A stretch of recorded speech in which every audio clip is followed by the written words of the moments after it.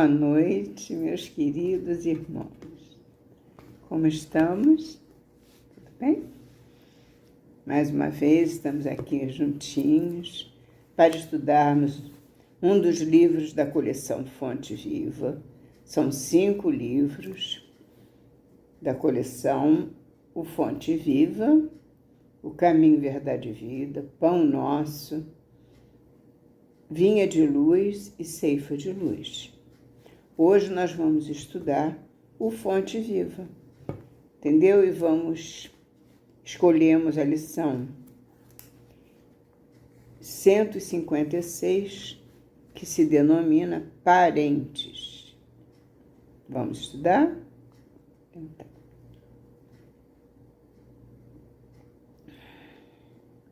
Em nome de Jesus.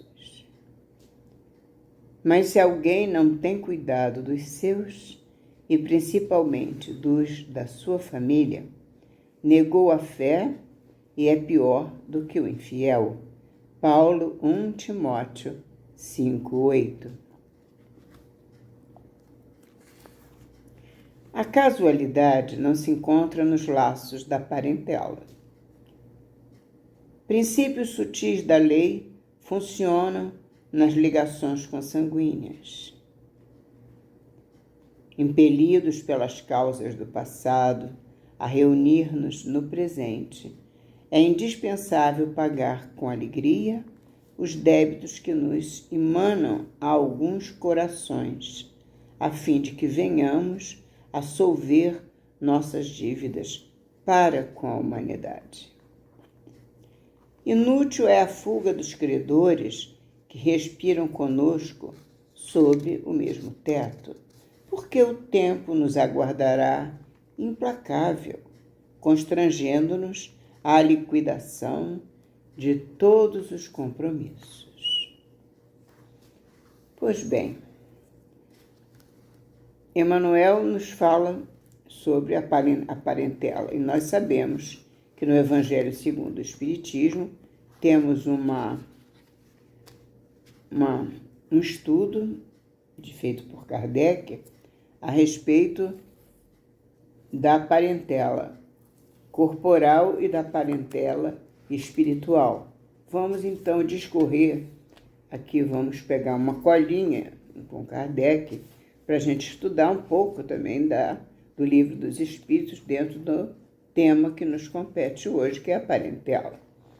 Então Kardec nos traz aqui no capítulo 14, honrai o vosso pai e a vossa mãe, a parentela corporal e a parentela espiritual.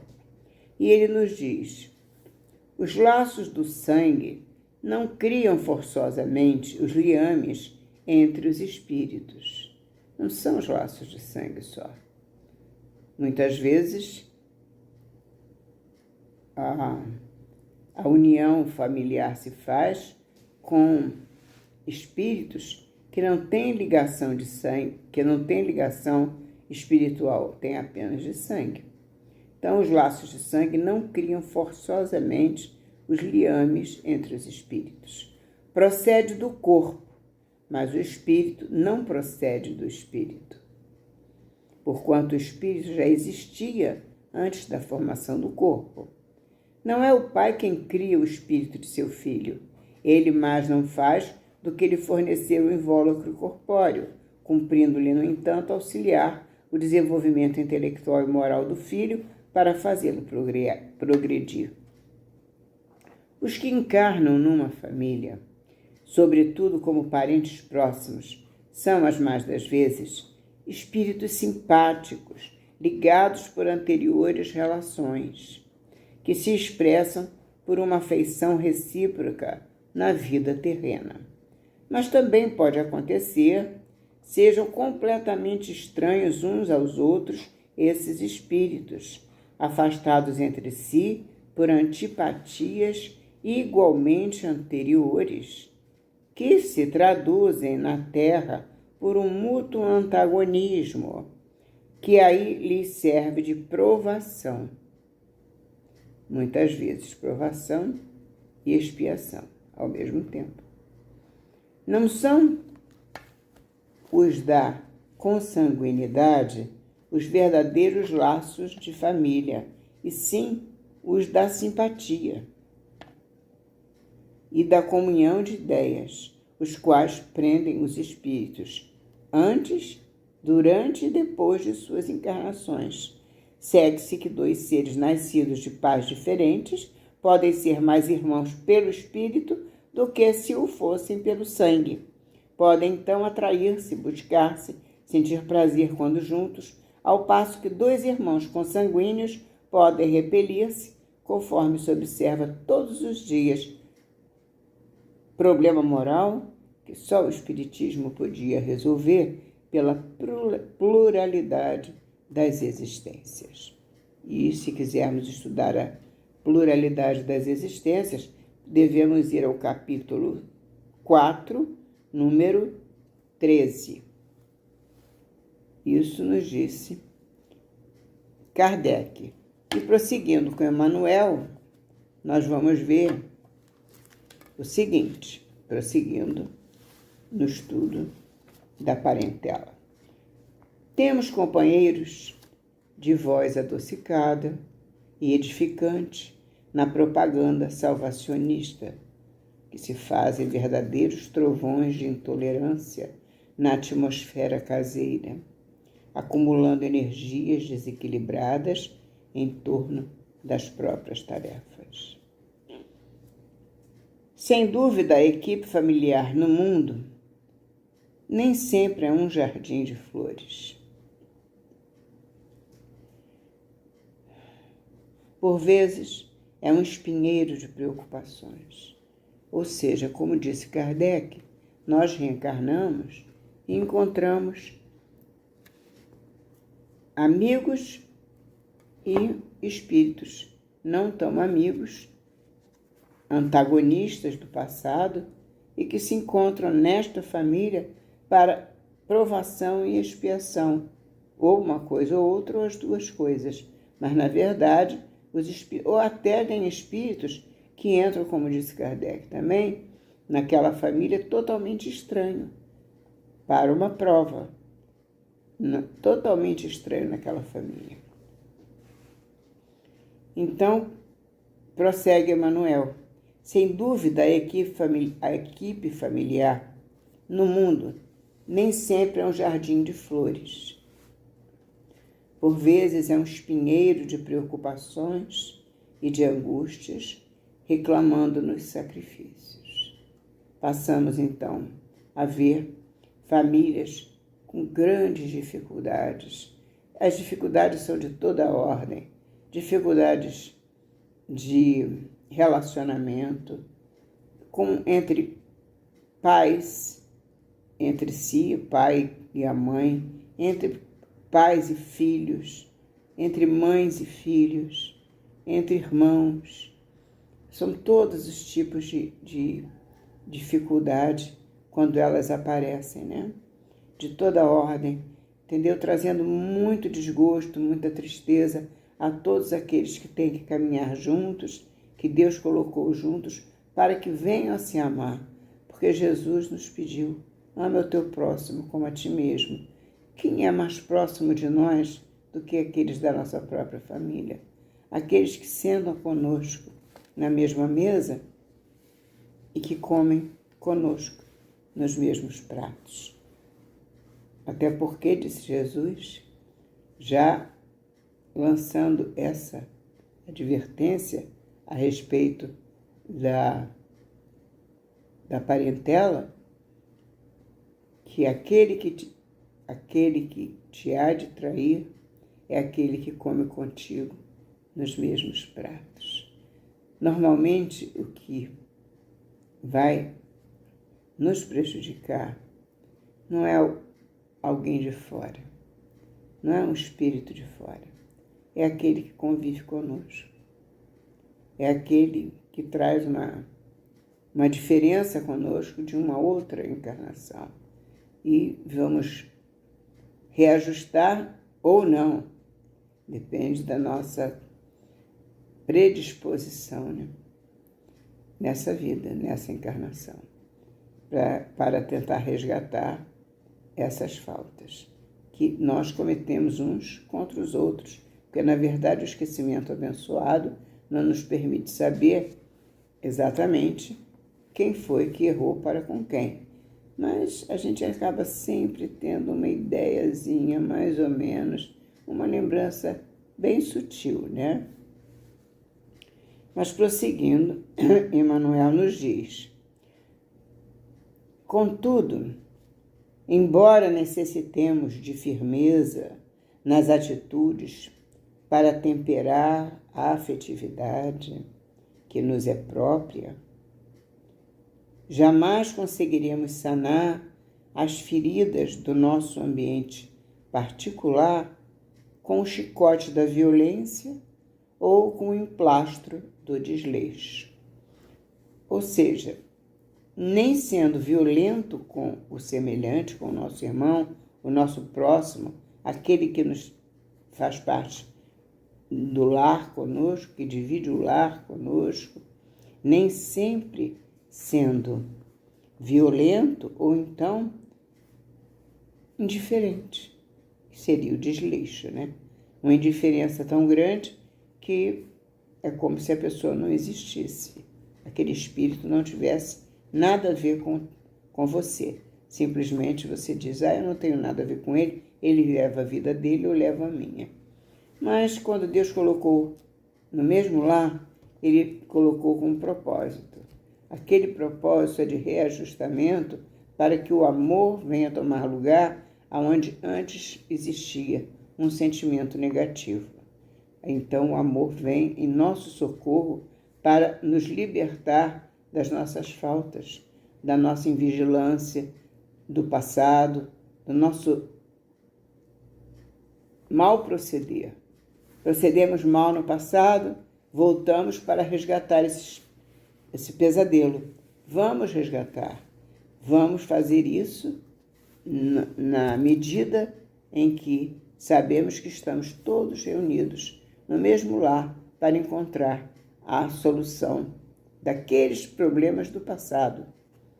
E outros problemas, muitas vezes, quando nós nos tornamos muito renitentes no erro, nós criamos, às vezes, novos problemas, adquirimos novos débitos para podermos buscar uma outra encarnação para repará-los. Porque, ao ser muito rebelde em relação à nossa obrigação, nós nos tornamos cúmplices de um novo erro, juntamente com o outro, que não quer resgatar também o seu compromisso. Aliás, podem ser várias as partes envolvidas nessa relação. E muitas vezes são, porque uma família podem ter várias pessoas, vários membros, e entre eles a desarmonia pode ser geral.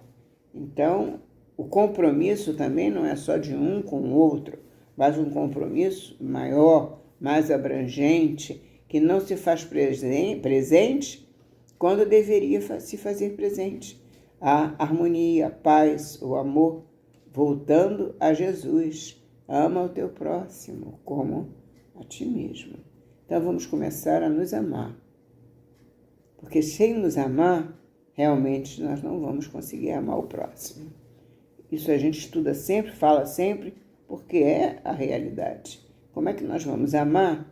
Como Jesus disse, ama o teu próximo como a ti mesmo.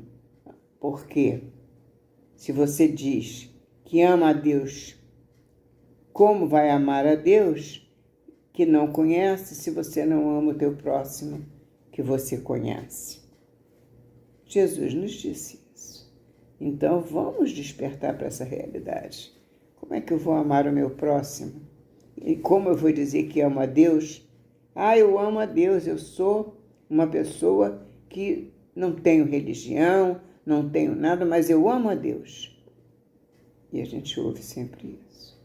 Mas, na verdade, não é assim que funciona. Por quê? Se eu não amo o meu próximo, como é que eu vou amar a Deus? É difícil. Então, meus irmãos, voltando ao Emmanuel, nem o chicote da violência dentro do lar, nem o emplastro do desleixo, nem a indiferença, nem a exigência exagerada. Consoante a advertência do apóstolo, nos diz Emmanuel, se nos falha o cuidado para com a própria família, estaremos negando a fé. É lógico, porque se eu não tenho cuidado com a minha família, que são aqueles do meu próprio sangue, são aqueles que dividem comigo os minutos, os dias, os meus momentos, eu estarei negando a minha própria fé.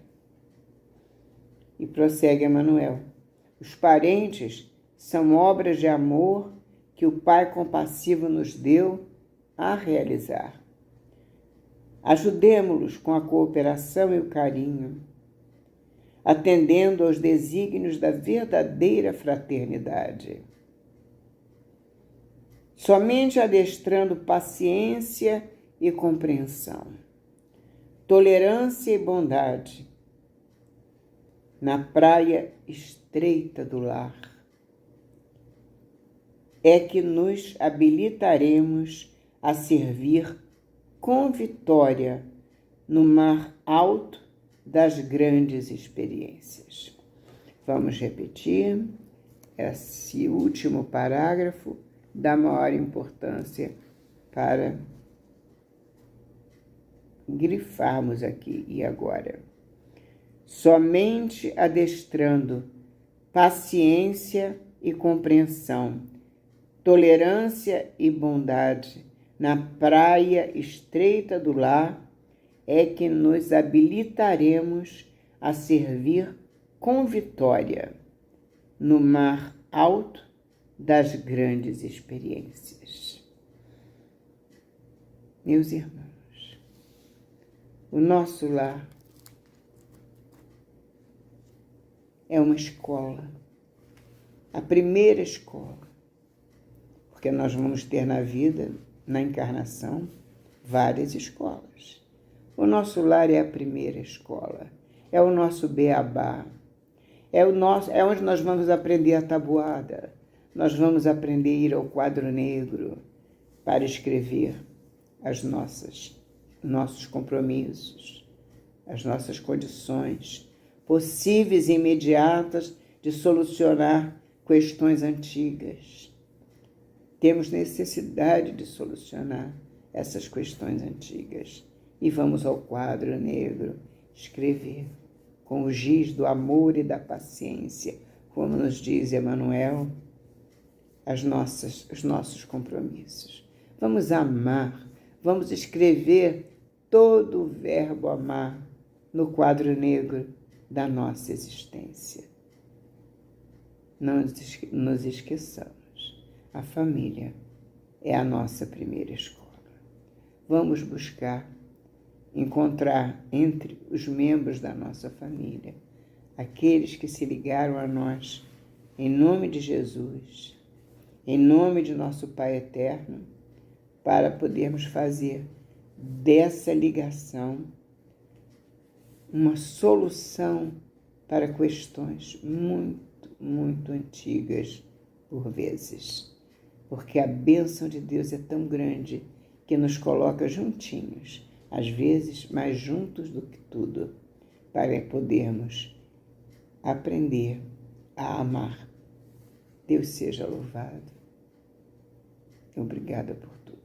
Até a próxima semana, se Deus quiser.